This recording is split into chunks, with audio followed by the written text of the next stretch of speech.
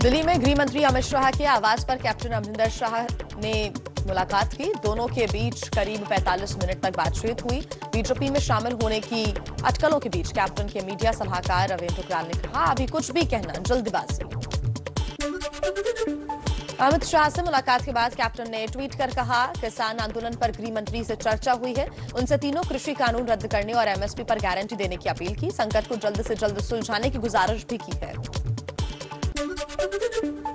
सूत्रों के मुताबिक बीजेपी पंजाब में एक बड़े सिख नेता की तलाश में है। बीजेपी को कैप्टन के आने से कई और नेताओं के आने की उम्मीद। कैप्टन को राज्यसभा के रास्ते केंद्र में ला सकती है बीजेपी।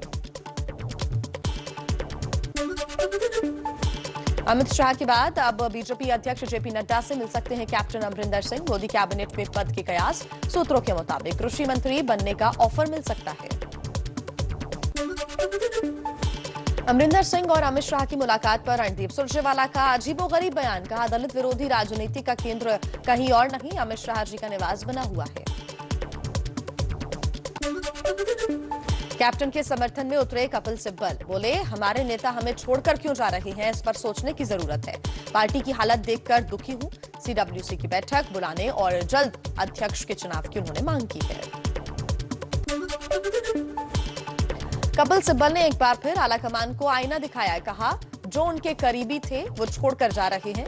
हम अब भी पार्टी के साथ खड़े हैं। हमारी बात भले मत मानिए, लेकिन देश हो या पार्टी, सत्ता का एकाधिकार नहीं होना चाहिए।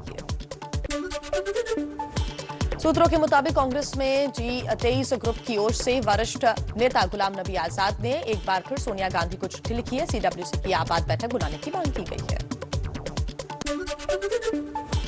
सिब्बल पर अजय माकन का पलटवार। बोले, सोनिया गांधी ने कपिल सिब्बल को संगठन में बिना किसी तर्जुबे के ही मंत्री बनाया था। पार्टी में हर कोई दुखी है। सिब्बल से अपील है कि वो पार्टी की प्रतिष्ठा को नुकसान न पहुंचाएं। दिल्ली में कपिल सिब्बल के बयान से नाराज कांग्रेस कार्यकर्ताओं ने उनके घर के बाहर प्रदर्शन किया। कपिल सिब्बल हाय हाय और राहुल गांधी जिंदाबाद के नारे लगाए। कांग्रेस के वरिष्ठ नेता और छत्तीसगढ़ के स्वास्थ्य मंत्री टीएस सिंहदेव का कपिल सिब्बल पर निशाना। कहा, कपिल सिब्बल गुमराह कर रहे हैं। सोनिया गांधी ही पार्टी में ले रही हैं फैसले। बीजेपी का कांग्रेस पर निशाना। कहा, कोई कांग्रेसी नेता पंजाब के बारे में नहीं सोचता। कांग्रेस अस्थिरता का दूसरा नाम है। G23 की तरह कैप्टन अमरिंदर सिंह भी राहुल को नेता नहीं मानते। मध्य प्रदेश के सीएम शिवराज सिंह चौहान का राहुल गांधी पर तंज। कहा, पंजाब में कितनी अच्छी कैप्टन सरकार चल रही थी। राहुल भैया अमरिंदर को हटाकर सिद्धू को लाए। अब सिद्धू के चक्कर में न खुदा मिला और न विशाले सनम। हरियाणा के रोहतक में महासचिव कैलाश विजयवर्गीय ने कैप्टन से दिखाई हमदर्दी। बोले, जम्मू कश्मीर में सैनिकों को बलात्कारी बताने वाले आज कांग्रेस के अंदर है और देश की रक्षा करने वाले सैनिक बाहर हो रहे हैं।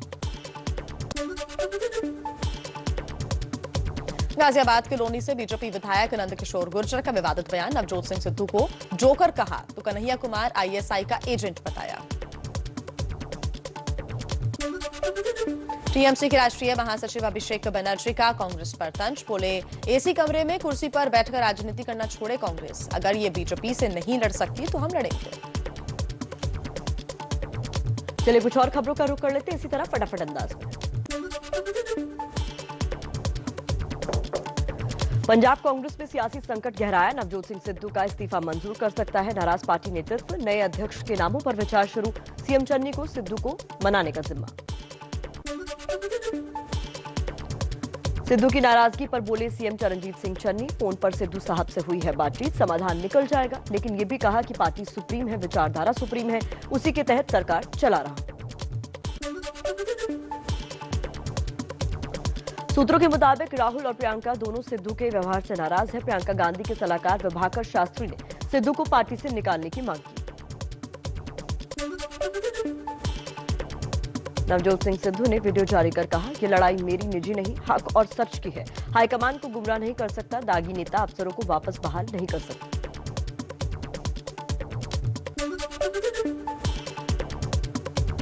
कांग्रेस प्रवक्ता उदित राज ने सिद्धू पर हमला बोला। कहा, सिद्धू एक दलित मुख्यमंत्री चन्नी को कठपुतली बनाना चाहते हैं। जैसा भी मंत्री और अधिकारी हो, चन्नी को पहले मौका मिलना चाहिए। सिद्धू को इस्तीफा वापस लेना चाहिए। पंजाब में बिजली को लेकर चनी सरकार का बड़ी राहत का ऐलान। 2 किलोवाट तक के कनेक्शन वाले उपभोक्ताओं का अगस्त तक का बिल सरकार भरेगी। 53 लाख परिवारों को इससे फायदा होगा।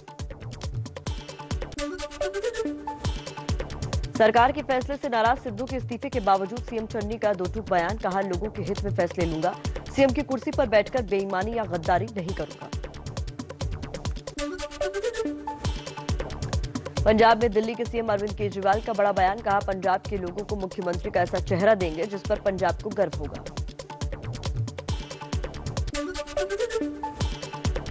लुधियाना में अरविंद केजरीवाल का व्यापारियों और उद्योगपतियों को पंजाब की भविष्य आपकी सरकार में भागीदार बनने का न्योता। कहा, आपका साथ मांगने के लिए आया।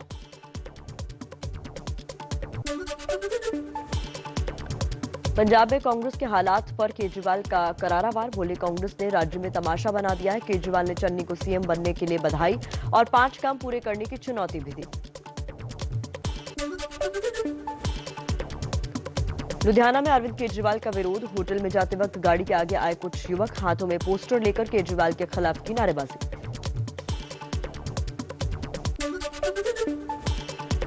अरविंद केजरीवाल आज सुबह 11 बजे लुधियाना में प्रेस कॉन्फ्रेंस करेंगे। कोई बड़ी चुनावी घोषणा कर सकते हैं।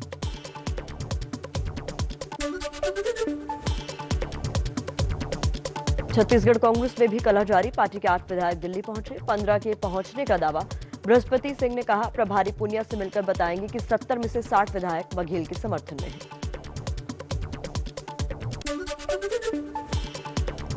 छत्तीसगढ़ के स्वास्थ्य मंत्री टीएस सिंहदेव ने कहा, अब बात खुल गई है, छिपने वाली नहीं। छत्तीसगढ़ में बदलाव की बात हो रही है।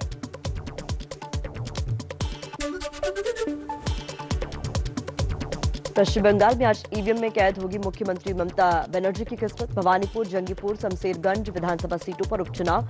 सुरक्षा के कड़े इंतजाम। ओडिशा की पिपली सीट पर भी आज उपचुनाव। 3 अक्टूबर को आएंगे उपचुनाव के नतीजे।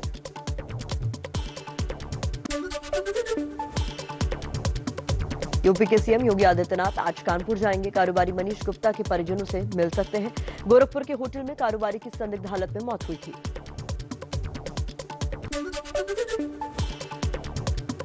सीतापुर में सीएम योगी आदित्यनाथ ने पूर्व की सरकारों पर हमला बोला। कहा, 2017 से पहले बिजली नहीं आती थी, पहले हर साल दंगा होता था।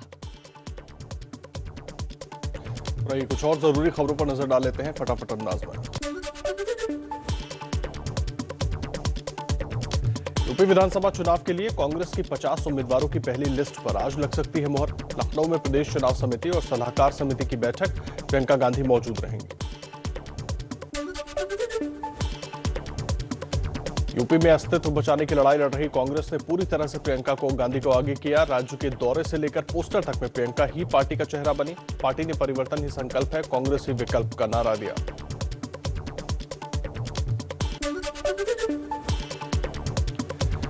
यूपी के सहारनपुर में कांग्रेस के राष्ट्रीय सचिव इमरान मसूद का बड़ा बयान। कहा, यूपी में बीजेपी को हराने के लिए समाजवादी पार्टी ही एकमात्र विकल्प। कांग्रेस को सपा के साथ चुनाव लड़ना चाहिए। इमरान के कांग्रेस छोड़ने की अटकलें तेज।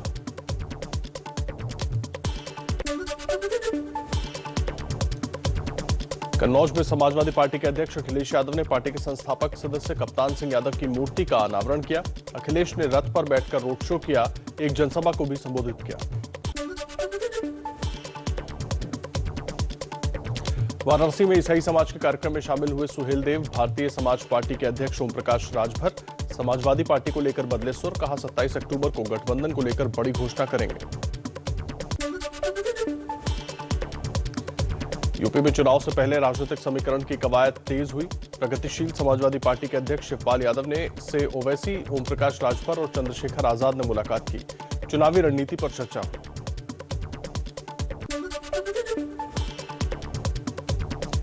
बीएसपी ने @BSP इंडिया नाम से पार्टी का ट्विटर हैंडल बनाया। अब तक मायावती और सतीश चंद्र मिश्रा के ट्विटर के जरिए ही पार्टी की जानकारी साझा की जाती थी।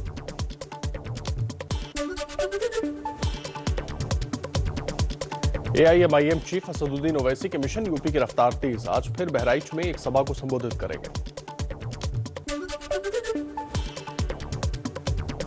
गोवा के पूर्व सीएम लुइजिनो फलेरियो कांग्रेस छोड़ने के बाद टीएमसी में शामिल हुए। बोले, कांग्रेस हमारा परिवार है, हमारी लड़ाई बीजेपी से है।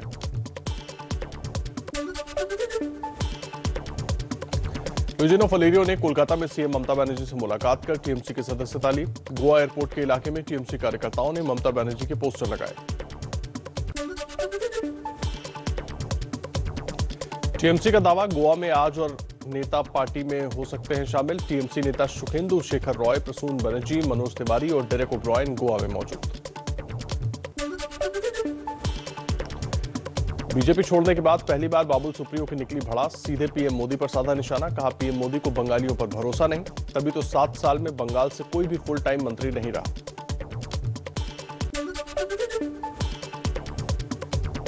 केरल दौरे पर राहुल गांधी, बीजेपी पर निशाना साधा। कहा, बीजेपी के लिए सिर्फ सीमा के अंदर भारत है, सीमा से बाहर नहीं, यही बीजेपी का विजन है।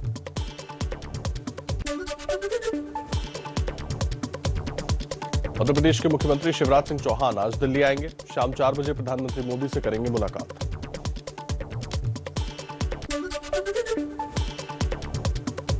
अगले महीने प्रधानमंत्री मोदी का केदारनाथ दौरा तय। नवरात्र के पहले दिन 7 अक्टूबर को मोदी करेंगे बाबा केदारनाथ के दर्शन।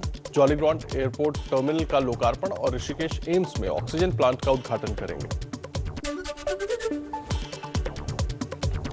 जातिगत जनगणना पर बोले बिहार के सीएम नीतीश कुमार, सभी पार्टियों की बैठक के बाद फैसला लेंगे। राज्य के लिए कुछ करना है तो उसके लिए बैठक जरूरी।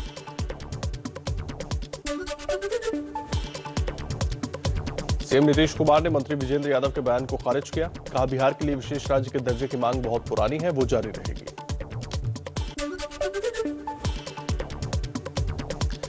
मिड डे मील योजना के स्वरूप में बदलाव, अब पीएम पोषण शक्ति निर्माण के नाम से नई स्कीम शुरू करने का फैसला। पहली क्लास की बजाय नर्सरी से शुरू होगी योजना।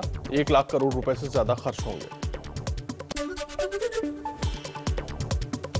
केंद्रीय मंत्रिमंडल ने 5 सालों में ईसीजीसी लिमिटेड में 4,400 करोड़ के निवेश को मंजूरी दी। राजकोट कालानास की 111 किलोमीटर लंबी रेलवे लाइन और नीमच रतलाम की 133 किलोमीटर ट्रैक के दोहरीकरण पर मुहर।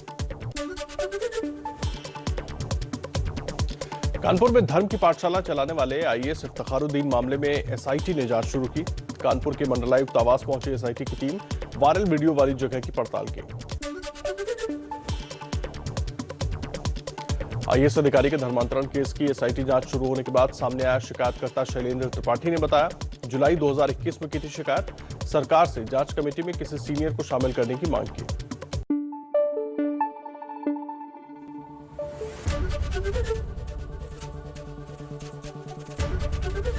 एबीपी न्यूज आपको रखे आगे।